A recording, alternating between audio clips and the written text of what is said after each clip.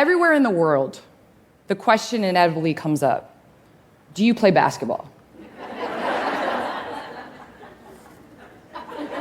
From the neighbor across the street, hey, do you hoop?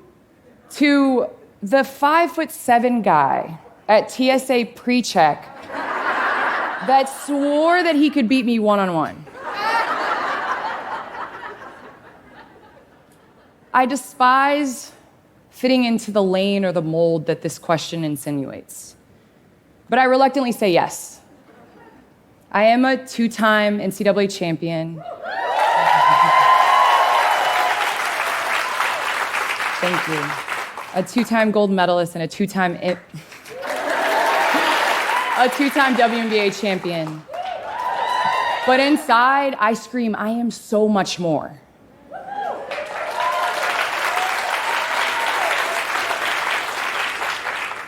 You see, barrier breaking is about not staying in your lane and not being something that the world expects you to be. It's about not accepting limitations. It starts with inspiration, and it's a foundation built upon picking apart what everybody thinks is the right way to do things. There are so many barrier breakers in here that are fighting so hard to unlock doors that they may never walk through, but they do it anyway because we're standing on the shoulders of those that did it for us. It's an uphill battle, and it doesn't guarantee big wins or lots of success. And throughout that uphill battle, I think all of us look for hope, right? We all look for optimism. And mine is my daughter and this next generation. You see, I get to be the mom to an amazing 12-year-old daughter. Yes, I know I'm partial, but she's pretty dope. I've been fortunate enough to travel the world with her while she allows her mom to fight for her dreams. We've played in Russia, and I say we because she really does think she's part of the team. We've played in Russia, Turkey, China.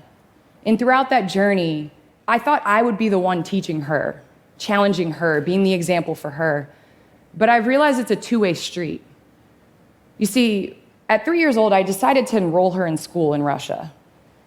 I was like, I want her to have a normal life, right? I want her to be able to meet kids her age. So at 3, she befriended this little girl. Her name was Masha. Masha didn't speak any English. Layla barely spoke Russian. But her parents invited us over to their house. And so we went for this play date.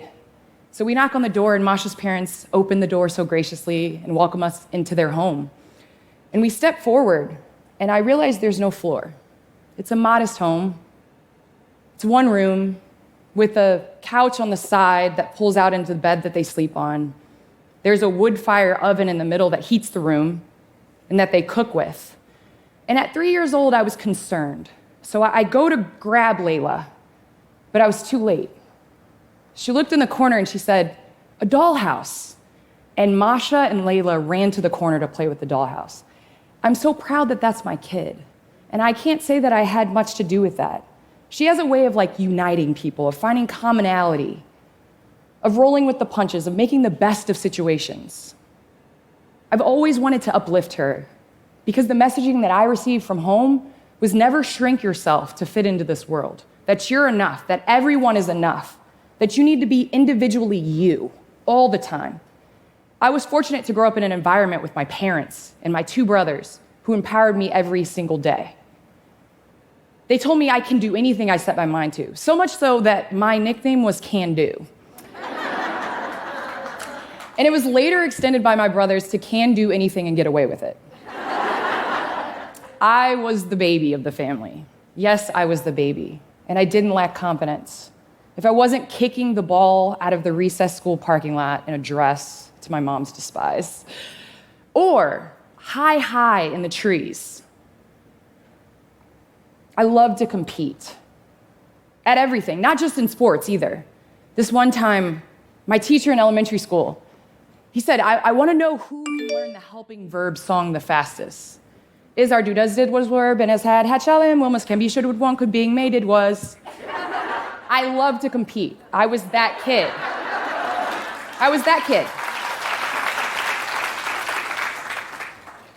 But what I loved so much was that I was allowed to be me. I was allowed to compete. I was allowed to speak my mind. My parents encouraged that. Just because you're a girl, you don't have to stay in a certain lane. And then something happened in 1997. The Women's Professional Basketball League started. The WNBA had its inaugural season when I was 11 years old. And I saw people that looked like me playing the game that I loved so much. I no longer had to go out in the driveway and try to dunk like Michael Jordan. I could go out and get buckets like Cynthia Cooper. You see, my parents encouraged sports because sports in their eyes was a microcosm of life. You learn to win, you learn to lose, you learn to work through obstacles, you learn to get up when you don't want to. You learn to value differences because those are important. But as I ventured out into the world, I realized the world wasn't so uplifting towards differences, right? The world had a way of putting differences in a box. For instance, I received my girls' basketball uniform in middle school. It was old and smelly and tight. The boys got brand new ones. My brother worked his butt off to get into one of the most prestigious medical schools in the country. My family was so proud. We heard the whispers. They said quotas. The world had a way of just putting differences in a box and then getting mad when we had the audacity to not fit. Just as an individual, you get mad at me for not fitting in the box that you made. There was a time that went by where I didn't want to say yes to the basketball question. Because if I checked that box, then I checked all of their other assumptions, right? So competitive juices kicked in. I'll show you. I'll show you. I'm going to be the best. Girls can't dunk in a game, I'll dunk twice. You can't hold up an MVP trophy pregnant? Okay, I'll show you. You can't have a family, a career, and nurse your daughter. I came back 9 weeks post-delivery and I played in a game and I nursed my daughter for 13 months.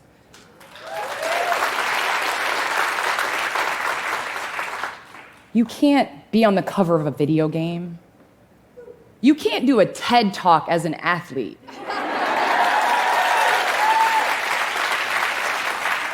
But this entire time, my idea of breaking barriers was being something so that the world could see that it was possible.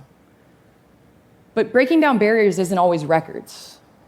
In 2020, like most of you, I sat around the television because I knew this was a moment. I sat my daughter front and center. I said, Layla, watch this. The first African-American Asian vice president was being sworn in. This is a moment that you might not appreciate now, but in time you will. And as Kamala Harris was being sworn in, I said, Layla, now look at her. Now you can do that too. And Layla looked at me. She looked through my eyes and she said, why couldn't I before?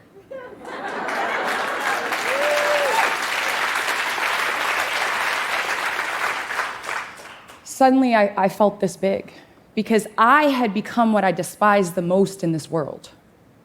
I had put her in a box because you see, the story that the world told me was women aren't vice presidents. And I had assumed that that's what they had told my daughter.